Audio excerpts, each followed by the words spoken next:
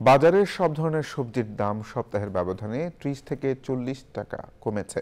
শীতের ভরা মৌসুম হওয়ায় সবজির দাম কমেছে বলছেন বিক্রেতারা।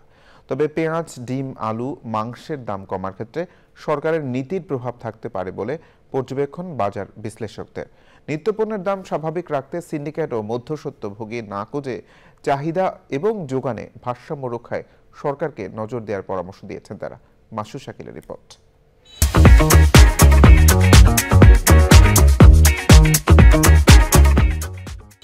রাজধানীর বেইলি রোডে সকালের অস্থায়ী বাজার, প্রধানত রমনা পার্কের মর্নিং ওয়াক করতে যাওয়া নগরবাসী এখানকার প্রধান ক্রেতা। সব ধরনের সবজির দাম উল্লেখযোগ্য পরিমাণ কমেছে। সরকার জনগণের সুবিধা করেছে। লেবু বেশি 20 টাকা হালি, 60 টাকা ডর্জন। ওই যে গাজর হয়েছে 40 টাকা কেজি। ফুলকপি সস্তা, আমদানি বেশি, ভরপুর সিজন। শসা আসছিল 80 টাকা, 50 টাকা।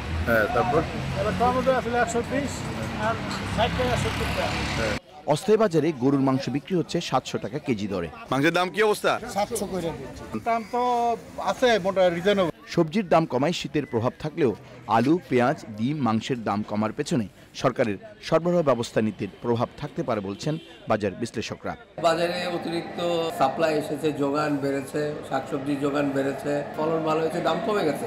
ঢাকা বিশ্ববিদ্যালয়ের এই অধ্যাপক মনে করেন, সরকারের কাজ দাম নির্ধারণ করা নয়, চাহিদা ও যোগানের ভারসাম্য বজায় রাখা, সরবরাহ ব্যবস্থায় বাধা থাকলে দূর করা। সরকারের করার আছে এই যে মার্কেট চাহিদা, যোগান এগুলোকে ইনফ্লুয়েন্স করার চেষ্টা করা, কিন্তু সরকার সবসময় চেষ্টা করে দাম নিয়ে দেখাতে যে দাম কমানো, কারণ এটা খুব পপুলার, কিন্তু যেটা আসলে সরকারের কাজ না। মনিটরিং এর নামে বাজার পুলিশিং না করে যোগান ব্যবস্থাপনার উপর জোর দেওয়ার পরামর্শ এই বিশ্লেষকের।